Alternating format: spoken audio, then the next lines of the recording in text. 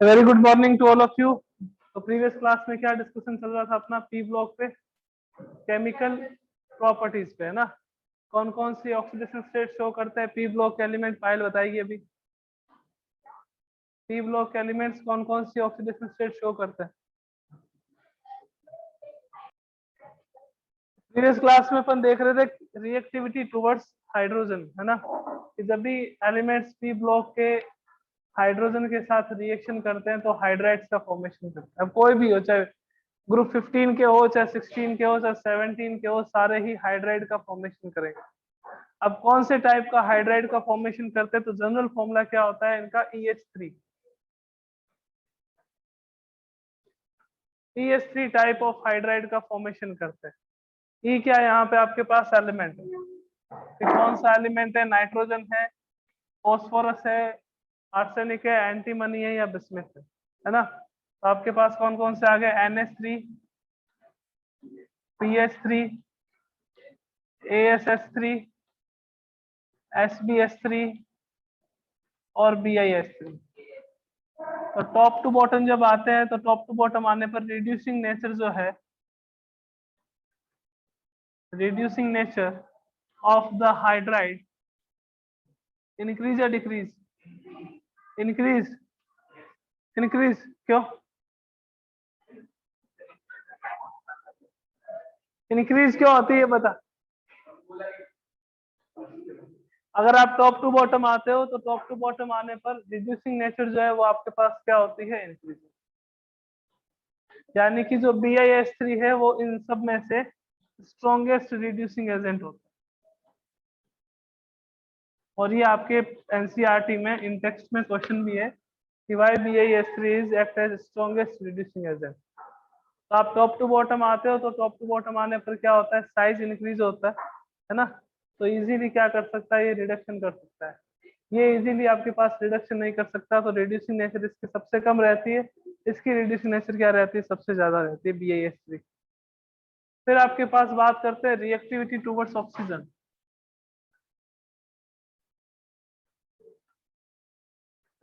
Reactivity towards oxygen. अपने को भी पता है कि फ्लोरीन के अलावा जितने भी एलिमेंट्स हैं वो अगर ऑक्सीजन के साथ रिएक्शन करते हैं तो किसका फॉर्मेशन करते हैं, ऑक्साइड का। फ्लोरीन के अलावा, गौर से सुनना मेरी बात, है ना, फ्लोरीन के अलावा जितने भी एलिमेंट्स हैं वो किसका फॉर्मेशन करते हैं, ऑक्साइड का। और अगर ऑक्सीजन वरुण फ्लोरीन के साथ रिएक्शन करेगा तो क्या बनाएगा, ऑक्सीजन फ्लोरीन के साथ रिएक्शन करेगा तो क्या बनाएगा,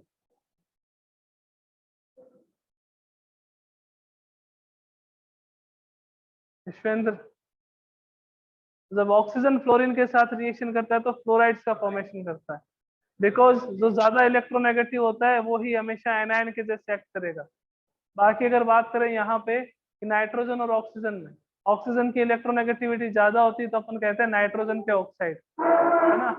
सल्फर और ऑक्सीजन में ऑक्सीजन की इलेक्ट्रोनेगेटिविटी ज्यादा होती है तो अपन कहते हैं सल्फर के ऑक्साइड। मेटल और ऑक्सीजन में ऑक्सीजन की इलेक्ट्रोनेगेटिविटी ज्यादा होती है तो अपन कहते हैं मेटल के ऑक्साइड। बट ऑक्सीजन और फ्लोरीन के केस में बात करें तो इलेक्ट्रोनेगेटिविटी फ्लोरीन की ज्यादा रहती है, तो उसे अपन कहेंगे ऑक्सीजन के fluorides, fluorides of oxygen. Because negative charge किस पे आएगा, फ्लोरीन पे, और पॉजिटिव चार्ज किस पे आएगा, ऑक्सीजन पे। अगर लास्ट ईयर का रेडॉक्स अगर आपको पता हो तो उसमें एक रूल लिखवाया था मैंने कि जनरली ऑक्सीजन की ऑक्सीडेशन स्टेट -2 होती है, पेरोक्साइड बॉन्ड में -1 होती है। बट अगर वो फ्लोराइड्स के साथ यानी कि फ्लोरीन के साथ अगर प्रेजेंट है तो उसकी +2 होगी, और O2F2 में +1 होगी। OF2 आ जाता है तो +2 होगी, और O2F2 में क्या रहेगी आपके पास, +1 रहेगी। तो पॉजिटिव ऑक्सीडेशन स्टेट ऑक्सीजन कब शो करता है, जब वो ओनली एंड ओनली फ्लोरीन के साथ कंपाउंड का फॉर्मेशन करता है। तो आप रिएक्टिविटी टुवर्ड्स ऑक्सीजन देखते हो तो ये क्या करते हैं, दो टाइप के ऑक्साइड का फॉर्मेशन करते हैं। एक आपके पास आता है E2O3 और एक आपके पास आता है E2O5। सब एलिमेंट्स की बात कर रहे हैं, नाइट्रोजन तो बहुत सारे ऑक्साइड बनाता है, NO भी बनाता है, N2O भी बनाता है ना, NO2 भी बनाता है। बट हम सब की बात कर रहे हैं साथ में, E2O3 और E2O5, ठीक है ना। अब बात करें कि E2O3 और E2O5 का कंपैरिजन करना हो, that which one is more acidic, तो वो ऑक्साइड ज्यादा एसिडिक होते हैं जिसमें एलिमेंट जो है अपनी मैक्सिमम ऑक्सीडेशन स्टेट शो करता। E2O3 में अगर बात करें तो E2O3 में जो एलिमेंट होगा उसकी ऑक्सीडेशन स्टेट क्या रहेगी आपके पास +3। E2O5 की बात करें तो यहाँ कितनी रहेगी आपके पास +5। मीन्स E2O5 जो है वो क्या होगा मोर एसिडिक। यही अगर आपको रेडॉक्स पता है तो वहां पे एक रिलेशन था कि एसिडिक नेचर जो है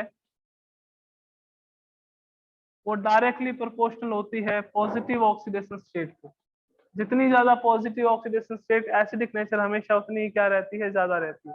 कि अगर आपको कह दे कि that which one is more acidic in between N2O3 and N2O5, N2O3 और N2O5 में ज्यादा एसिडिक कौन सा है, तो N2O5 will be more acidic because nitrogen की ऑक्सीडेशन स्टेट यहाँ पे क्या है +5 और यहाँ पे क्या है plus.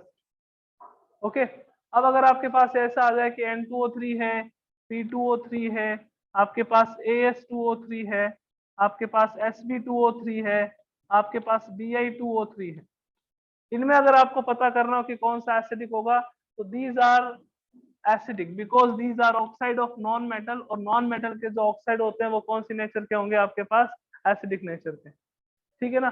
These are amphoteric because ये क्या है मेटलॉइड्स के हैं तो ये एम्फोटेरिक नेचर के होंगे। और ये जो Bi2O3 है, मेटल के जितने भी ऑक्साइड है वो सारे के सारे कौन सी नेचर के होते हैं बेसिक नेचर के, तो ये बेसिक कैरेक्टर शो करेंगे। ठीक है ना। तो नॉन मेटल के जो ऑक्साइड है, अगर आप एक ही टाइप के ऑक्साइड की बात कर रहे हो यानी कि E2O3 की बात कर रहे हो तो टॉप टू बॉटम जाते हैं तो पहले वाले दो जो है वो आपके पास कौन सी नेचर के होंगे एसिडिक नेचर के, because these are oxides of non metal, और नॉन मेटल के जितने भी ऑक्साइड होते हैं वो एसिडिक नेचर के होंगे। एम्फोटेरिक है ये तो सॉरी ये जो आपके पास मेटलॉइड्स हैं तो ये एम्फोटेरिक नेचर के होंगे, मींस एसिडिक और बेसिक बिहेवियर दोनों शो करेंगे। बिस्मिथ है तो बिस्मिथ आपके पास क्या है एक मेटल है, और मेटल के जितने भी ऑक्साइड्स होते हैं वो कौन सी नेचर के होते हैं बेसिक नेचर के, है ना। तो ये क्या करते हैं कि वाटर के साथ अगर इनकी रिएक्शन करवाते हो तो एसिड का फॉर्मेशन करते हैं, इनकी वाटर के साथ रिएक्शन करवाते हो तो बेस का फॉर्मेशन करते हैं, और ये एसिड और बेस दोनों के साथ रिएक्शन करके कंपाउंड का फॉर्मेशन कर सकते हैं। तो these are amphoteric, these are acidic, this is basic. और इन दोनों की बात करें तो मोर एसिडिक कौन सा होगा जिसमें मेटल की या एलिमेंट की ऑक्सीडेशन स्टेट ज्यादा होती है। E2O3 और E2O5 में ज्यादा E2O5 जो है वो एसिडिक होगा। उसका रीजन क्या है, बिकॉज यहाँ पे एलिमेंट की ऑक्सीडेशन स्टेट ज्यादा है। जितनी ज्यादा ऑक्सीडेशन स्टेट एसिडिक नेचर जो है वो उतने ही ज्यादा होते हैं, एसिडिक कैरेक्टर उतने ही क्या रहेंगे आपके पास ज्यादा रहेंगे। दो रिएक्शन हो गई आपके पास, reactivity towards hydrogen and reactivity towards आपके पास ऑक्सीजन। नेक्स्ट बात करते हैं रिएक्टिविटी टुवर्ड्स हैलोजन।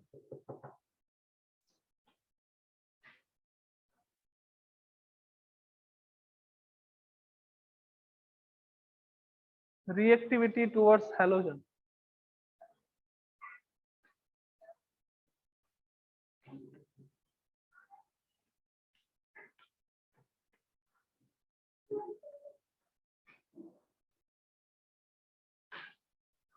अब हेलोजन के साथ रिएक्शन करवाते हो तो किसका फॉर्मेशन होता है हैलाइड्स का, है ना।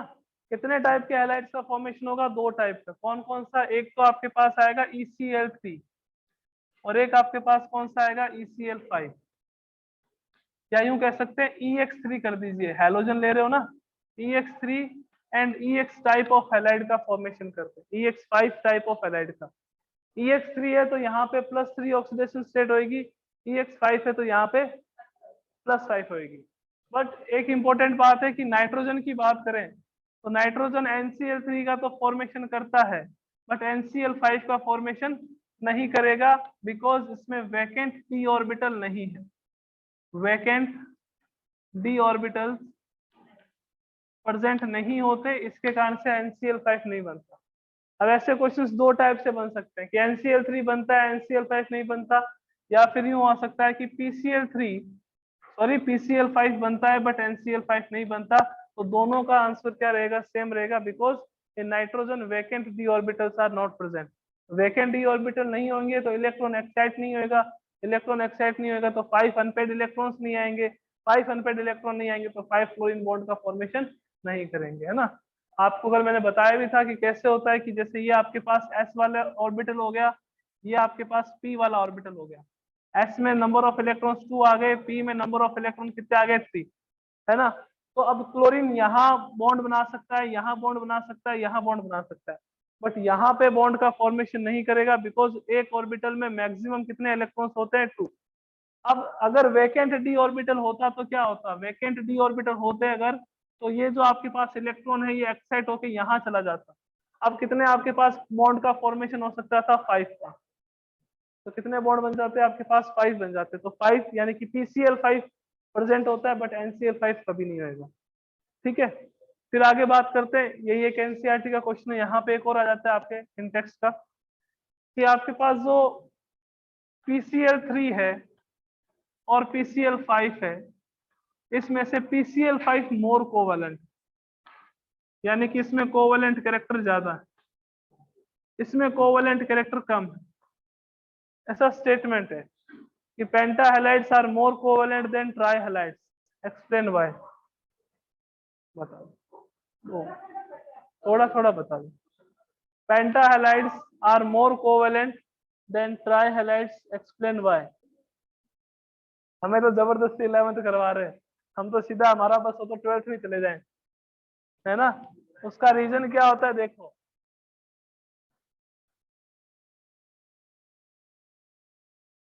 एक आपके पास लास्ट ईयर जब अपन बॉन्डिंग कर रहे थे, केमिकल बॉन्डिंग में कंसेप्ट आया था कि covalent character in ionic bond, covalent character in ionic bond, दो चीजें आती है। Ionic character in covalent bond, इसको एक्सप्लेन करते हैं डायपोल मोमेंट से, और covalent character in ionic bond इसको एक्सप्लेन करते हैं पोलराइजेशन से, है ना। अब कितना ज्यादा पोलराइजेशन हो रहा है उस पर डिपेंड करेगा कि कोवलेंट कैरेक्टर कितने ज्यादा है, बिकॉज कोवलेंट कैरेक्टर, शॉर्ट में लिख रहा हूँ, CC is directly proportional to the polarisation. जितना ज्यादा पोलराइजेशन होगा, या फिर यूं लिख सकते हैं, polarisation is directly proportional to the covalent character. जितना ज्यादा पोलराइजेशन होगा उतना ज्यादा आपके पास कोवलेंट कैरेक्टर होगा। कि सर हमें पोलराइजेशन का कैसे पता चलेगा, तो देखो एक तो आपके पास PCl3 है और एक आपके पास क्या है, PCl5 है। PCl3 में फॉस्फोरस पे जो चार्ज है वो कितना आएगा, +3, और PCl5 में फॉस्फोरस पे जो चार्ज है वो कितना आएगा आपके पास, +5। आपको शायद ये भी नहीं पता होगा, बिकॉज पीरियोडिक भी शायद ही आपको आती होगी, कि जो एटॉमिक साइज है, एटॉमिक साइज जो है वो इनवर्सली प्रोपोर्शनल होता है पॉजिटिव ऑक्सीडेशन स्टेट के। जितना ज्यादा positive oxidation state, atomic size उतना क्या रहता है आपके पास, कम। पोलराइजेशन जो है वो दो चीजों पे डिपेंड करता है जनरली, एक कैटायन के साइज पे और एक एनायन के साइज पे। अब कईयों को तो शायद ये नहीं पता होगा कि पोलराइजेशन होता है क्या है ना। जितना साइज कैटायन का छोटा होता है पोलराइजेशन उतना ज्यादा होगा, जितना साइज एनायन का बड़ा होता है पोलराइजेशन उतना ज्यादा होगा। यहाँ पे एनायन कांस्टेंट है, सेम है, यहाँ पे भी एनायन क्लोरीन है, यहाँ पे भी एनायन क्या आपके पास, क्लोरीन है।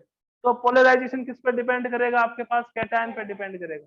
अब कैटायन छोटा कौन सा है, P+3 या P+5, P+5 छोटा है, बिकॉज आपके पास जितनी ज्यादा पॉजिटिव ऑक्सीडेशन स्टेट होती है, एटॉमिक साइज उतना ही क्या होता है, छोटा, है ना। तो आपके पास क्या रहेगा कि जो P+5 है इसका साइज छोटा है, तो कैटायन, अगर आपके पास कैटायन की रेडियस कम होगी तो पोलराइजेशन जो है, पोलराइजेशन ज्यादा होगा, पोलराइजेशन ज्यादा होगा तो कोवलेंट कैरेक्टर भी क्या होंगे, ज्यादा होंगे। तो पेंटाहेलाइड में जो आपके पास एलिमेंट है उसका एटॉमिक साइज छोटा है, छोटा एटॉमिक साइज है, इसके कारण से पोलराइजेशन ज्यादा करेगा, और जितना ज्यादा पोलराइजेशन होगा उतना ज्यादा कोवलेंट कैरेक्टर होगा। अब पोलराइजेशन भी बता देता हूँ क्या होता है ना, कि आपके पास ये कैटायन है, ये आपके पास एनायन है। एनायन में क्या रहता है आपके पास, नेगेटिव चार्ज, सेंटर में क्या रहता है इसका, न्यूक्लियस, है ना। तो कैटायन पे कौन सा चार्ज होता है, पॉजिटिव चार्ज। एनायन में कौन सा चार्ज होगा, नेगेटिव तो होगा, बट उसका न्यूक्लियस तो होगा, और न्यूक्लियस में कौन सा चार्ज होता है, पॉजिटिव। तो कैटायन जो है इसके न्यूक्लियस को तो क्या करता है, रिपेल, और इसके नेगेटिव चार्ज को क्या करता है, अट्रैक्ट। यानी कि कैटायन जो है वो एनायन की ज्योमेट्री को डिस्टोर्टेड कर देता है, इसी को अपन क्या कहते हैं, पोलराइजेशन कहते हैं। इसी को अपन क्या कहेंगे, पोलराइजेशन। ऐसा हो जाएगा शेप बाद में इसका, यूं यहाँ पे आपके पास एनायन आ जाएंगे, यहाँ पे आपके पास कैटायन। तो एनायन की ज्योमेट्री को डिस्टोर्टेड करना कौन करता है, कैटायन करता है।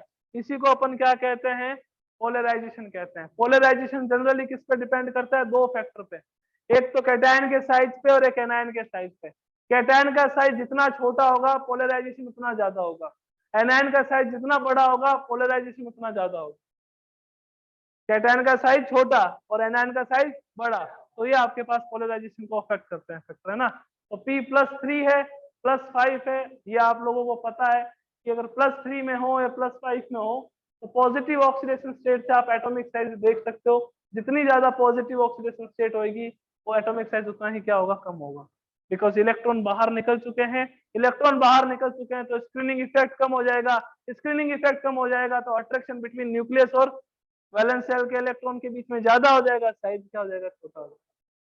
इधर तो चिल्ला चिल्ला के कहा था पढ़ लो एटॉम पीरियोडिक पढ़ लो, बॉन्डिंग पढ़ लो। पीरियोडिक बॉन्डिंग जिसको आती है P block, D block, F block में कोई दिक्कत नहीं आती, ब्लॉक में कोई दिक्कत नहीं आती। और वो नहीं आती तो फिर आप लोगों को यूं लगता है कि इनऑर्गेनिक को रट्टा मारना पड़ता है। रट्टा नहीं मारना पड़ता, कंसेप्ट क्लियर होनी चाहिए बस, और कुछ नहीं। ये आपके पास हो गई रिएक्टिविटी टुवर्ड्स हैलोजन। उसमें एक ही क्वेश्चन बनता है कि why penta halides are more covalent than tri halides, that's all, है ना।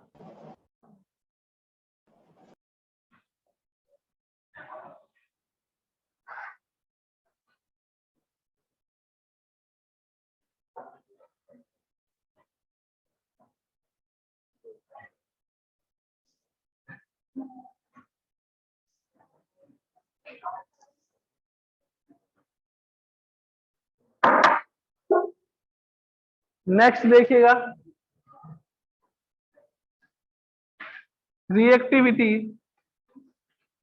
Towards metal. मेटल के साथ रिएक्शन करवानी है। अब मेटल के साथ रिएक्शन करेगा तो क्या करेगा, एक बाइनरी कंपाउंड का फॉर्मेशन करेगा, है ना। बिकॉज मेटल को क्या होती है, इलेक्ट्रोपॉजिटिव। नाइट्रोजन क्या होता है, या फिर अगर ग्रुप 15 की बात करें, ये नॉन मेटल है तो क्या होती है, इलेक्ट्रोनेगेटिव। तो इलेक्ट्रोपॉजिटिव और इलेक्ट्रोनेगेटिव एलिमेंट अगर आपस में रिएक्शन करते हैं तो कौन से कंपाउंड का फॉर्मेशन करते हैं, बाइनरी कंपाउंड का। लाइक अगर आप क्या कर दो कि मान लीजिए कि लिथियम के साथ रिएक्शन करवा दी किसकी, नाइट्रोजन की, तो किसका फॉर्मेशन होगा, Li3n, लिथियम नाइट्राइड का फॉर्मेशन होगा। Li3n रिएक्शन बैलेंस करना आपका काम है ना। यहाँ पे 6 ले लीजिए, यहाँ पे 2 ले लीजिए, यहाँ पे 2 ले लीजिए, बैलेंस हो, लिथियम नाइट्राइड हो गया। कैल्शियम की रिएक्शन करवा दीजिए, कैल्शियम की रिएक्शन नाइट्रोजन के साथ करवाओगे तो क्या मिलेगा आपको, Ca3n2, Ca3n2, है ना। इसको बैलेंस कर लीजिए, बैलेंस करने के लिए 2 यहाँ लगा दीजिए, 6 यहाँ लगा दीजिए और यहाँ पे 2 लगा दीजिए। कैल्शियम नाइट्राइड का फॉर्मेशन होता है, पता आना चाहिए नाइट्राइड क्या होता है, नाइट्राइट क्या होता है, नाइट्रेट क्या होता है, पता है। नाइट्रेट का मीनिंग होता है NO3-, 9th क्लास से सीखते हुए आ रहे हो, NO3-, ये होता है नाइट्रेट, है ना। नाइट्राइट क्या होता है, NO2-, ये होता है नाइट्राइट। और नाइट्राइड क्या होता है, N-3, ये होता है नाइट्राइड, है ना। नाइट्राइड है ये, जैसे इसको कहते हैं ना सल्फाइड S-2 को, तो ये होता है नाइट्राइड। ये होता है आपके पास नाइट्राइट, और ये होता है आपके पास नाइट्रेट, और ये आपके पास होता है एजाइड, N3-, इसको अपन क्या कहते हैं, एजाइड कहते हैं। इसका भी यूज करेंगे अभी आगे जब नाइट्रोजन का फॉर्मेशन करेंगे, डाई नाइट्रोजन का। तो जब भी कभी मेटल के साथ रिएक्शन करेगा तो रिएक्शन करने पर नाइट्राइड का फॉर्मेशन करता है। फॉस्फोरस की भी करवा सकते हो आप चाहो तो, Ca+P, आपके पास किसका फॉर्मेशन होगा, Ca3P2, कैल्शियम फॉस्फाइड का फॉर्मेशन होगा। अब कैल्शियम फॉस्फाइड का आगे यूज आता है एक जगह, वो शायद आपका पोर्शन डिलीट हो गया, फॉस्फिन के फॉर्मेशन में करते हैं कि कैल्शियम फॉस्फाइड का रिएक्शन अगर आप H2O के साथ करवाते हो तो किसका फॉर्मेशन होता है, फॉस्फिन का। उसका यूज कहाँ होता है, होम सिग्नल्स में। क्या होते हैं ये, कि जब भी कोई शिप जो है वो अगर अपनी लोकेशन से भटक जाता है इधर उधर, है ना, बहुत बड़ा समुद्र है, ओशन बहुत बड़ा है, कभी लोकेशन से इधर उधर चला गया तो उसको ढूंढने के लिए काम में आते हैं होम सिग्नल। क्या करते हैं, कैल्शियम फॉस्फाइड के कंटेनर होते हैं, उस कंटेनर को पानी में गिरा देते हैं नीचे, पानी में गिराओगे तो कौन सी गैस मिलेगी, फॉस्फिन गैस मिलेगी। वो कलरफुल फ्लेम देगी, कलरफुल फ्लेम देगी, जिससे अपने को पता चल जाएगा कि यानी कि धुआं स्मोक आता है, कलरफुल कलरफुल स्मोक आएगा, उससे अपने को पता चल जाएगा लोकेशन उस शिप की, तो वहां पे काम में आता है। कैल्शियम फोस्फाइड कहते हैं इसको। कैल्शियम फोस्फाइड के कंटेनर होते हैं, उसको वाटर से रिएक्शन करवाते हो तो किसका फॉर्मेशन होता है, फॉस्फिन का फॉर्मेशन। अभी जो फॉस्फिन है वो आपके डिलीट हो चुका है इस साथ। फॉस्फिन होता है क्या है, पीएच3, ये फॉस्फिन है ना। तो ये आपके पास इनकी जो केमिकल रिएक्शंस हैं सबकी आएगी, यानी कि ग्रुप 16 की भी आएगी, हाइड्रोजन के साथ न और ऑक्सीजन के साथ, है ना, हेलोजन के साथ और फिर मेटल के साथ। ऐसे ग्रुप 17 की भी आएगी, 18 की नहीं है बिकॉज 18 आपके पास इनर्ट है, कुछ उसके कंपाउंड से उसके बारे में पता होना चाहिए। ठीक है, चले आगे।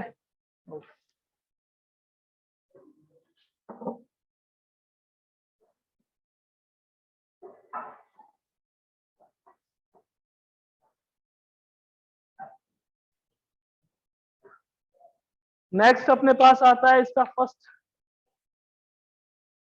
Member, die nitrogen.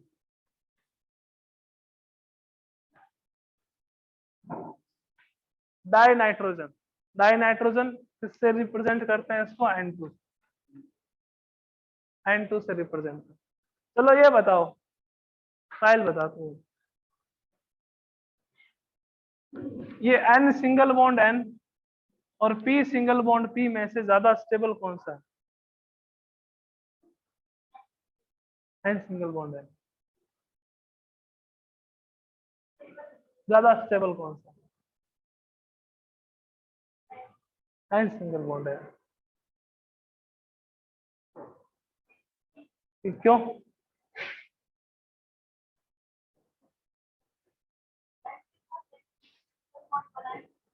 बनता नहीं है, N single bond N less stable है।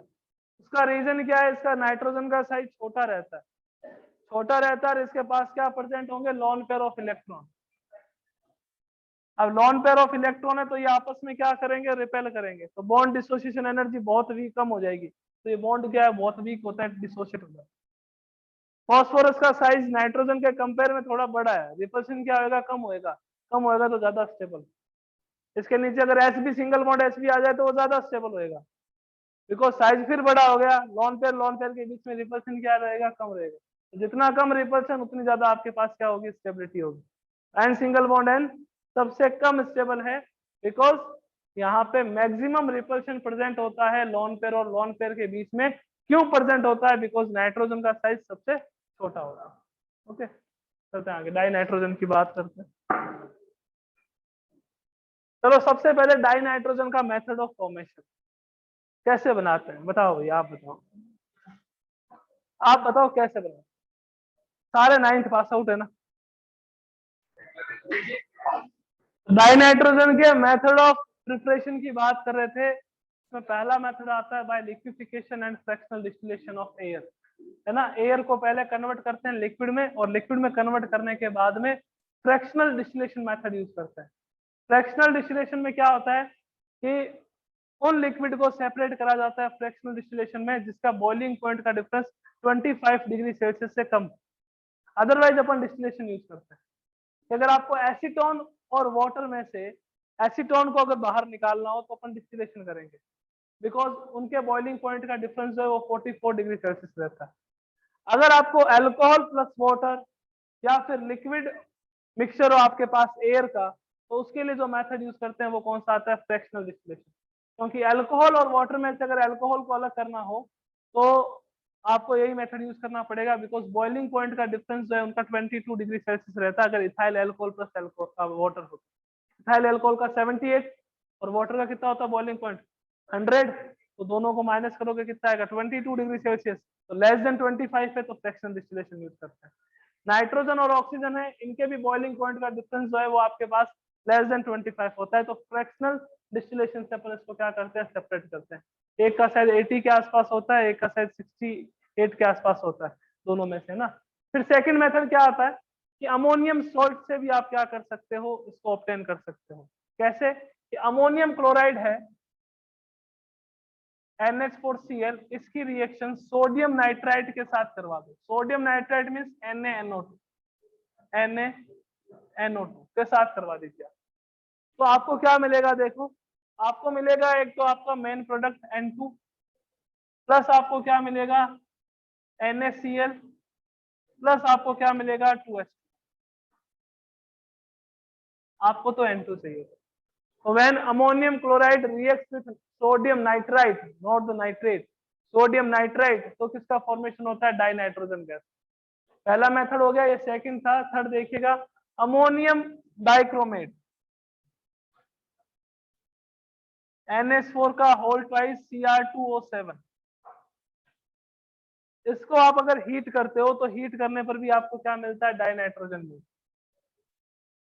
क्या मिलेगा, एक तो आपको N2 मिलेगा, है ना, साथ में आपको क्या मिलेगा Cr2O3 मिलेगा, साथ में आपको क्या मिलेगा 4H2O मिलेगा। अपने को क्या चाहिए था, N2 चाहिए, तो N2 का फॉर्मेशन हो। लास्ट रिएक्शन काफी इंपॉर्टेंट, सोडियम एजाइड या बेरियम एजाइड। एजाइड का मीनिंग क्या होता है, N3 माइनस, है ना, तो सोडियम एजाइड का फॉर्मूला क्या होगा, NaN3 के सर कैसे, तो 9th क्लास की बातें ये तो सारी, Na है N3 है, इसकी वैलेंसी +1 इसकी -1 क्रॉस मल्टीप्लाई कराओगे तो क्या मिलेगा, NaN3 sodium azide. Sodium azide को अगर आप हीट करते हो, ये रिएक्शन इंपॉर्टेंट है एग्जाम पॉइंट ऑफ व्यू से ना, अपने हीट करते हो तो अपने को क्या मिलता है 2Na प्लस अपने को क्या मिलेगा 3N2। बेरियम एजाइड भी ले सकते हो आप, BaN3 का होल ट्वाइस, इसको भी अगर आप हीट करते हो तो क्या मिलेगा आपको, बेरियम मिलेगा प्लस क्या मिलेगा 3N2 नाइट्रोजन गैस। ये 4 मेथड ऑफ प्रिपरेशन है, by fractional distillation of air, liquid air, by ammonium chloride, by ammonium dichromate और by metal azide. Metal azide को हीट करोगे तो डीकंपोज होएगा सोडियम प्लस नाइट्रोजन यानी कि मेटल प्लस N2 गैस में। और लास्ट रिएक्शन है ये एग्जाम में पूछी हुई थी, by the heating of sodium azide और barium azide what will be the product. कितनी इजी, कितना इजी है ना, अपना N2 आंसर अपना 1 नंबर पक्का हो जाए। 9 और लाने, टारगेट तो ये सेट करेंगे कई जने, हाँ 1 आ गया, अब 9 बाकी है पास होने के, हाँ 5 आ गए, अब 3 नहीं आ रहे तो पास आस पास वालों को देख लेते है ना। नेक्स्ट आइए, आगे चलते हैं।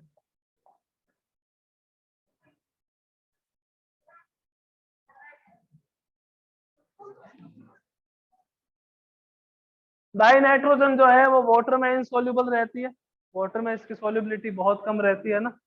इसकी केमिकल प्रॉपर्टीज अपन देख चुके हैं वैसे पहले भी, कि अगर ये मेटल के साथ रिएक्शन करेगी तो किसका फॉर्मेशन करती है, मेटल नाइट्राइड का।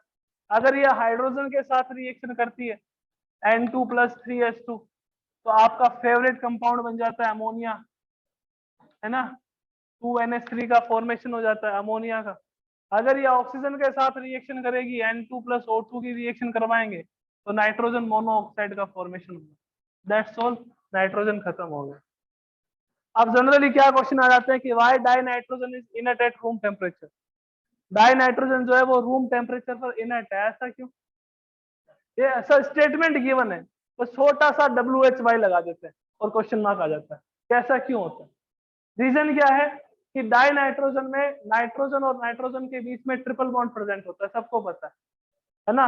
तो रूम टेम्परेचर पर इतनी हीट आप प्रोवाइड नहीं करवा पाते कि ये ट्रिपल बॉन्ड को आप डिसोशिएट कर दो, यानी कि रूम टेम्परेचर पर बॉन्ड डिसोसिएशन एनर्जी इसको प्रोवाइड नहीं होती, तो बॉन्ड डिसोशिएट नहीं होएगा, बॉन्ड डिसोशिएट नहीं होएगा तो रिएक्शन नहीं होगी। अगर रूम टेम्परेचर पे नाइट्रोजन और नाइट्रोजन के बीच का बॉन्ड डिसोशिएट हो जाता तो अपने यहाँ पे बहुत सारी गैसेस होती है नाइट्रोजन की, NO2 भी होता है, N2O भी होता है, NH3 भी होता, बट ऐसा नहीं होता ना। उसका रीजन क्या है, बिकॉज नाइट्रोजन और नाइट्रोजन के बीच में कौन सा बॉन्ड रहता है, ट्रिपल बॉन्ड रहता है, तो उसको डिसोशिएट करने के लिए हाई अमाउंट ऑफ एनर्जी की रिक्वायरमेंट है जो रूम टेम्परेचर पर प्रोवाइड नहीं करवा पाते, है ना। तो इसके कारण से डाई नाइट्रोजन जो है रूम टेम्परेचर पर इनर्ट होता है, ठीक है ना। बहुत ज्यादा हीट, अगर आप N2 और H2 की रिएक्शन करवा रहे हो हाई अमाउंट ऑफ हीट की रिक्वायरमेंट रहती है, और ये एक्सोथर्मिक रिएक्शन है। यहाँ पे अपन ले चैटिलियर प्रिंसिपल भी अप्लाई करेंगे, 11th में था इक्विलिब्रियम में, आपको पता हो। तो कल अपन डिस्कस करेंगे अमोनिया के बारे में, है ना। बहुत अच्छे क्वेश्चंस बनते हैं अमोनिया में भी, कंसेप्चुअल। तो कल अपन अमोनिया के बारे में देखेंगे कि क्या क्या अमोनिया का फॉर्मेशन कैसे करते हैं, हैबर प्रोसेस से अमोनिया का फॉर्मेशन कैसे करते हैं, फेवरेबल कंडीशंस क्या होती है अमोनिया के फॉर्मेशन की। क्वेश्चन आता है favourable condition for the formation of ammonia, उसके बारे में भी डिस्कस करेंगे। ओके, मिलते हैं कल की क्लास में।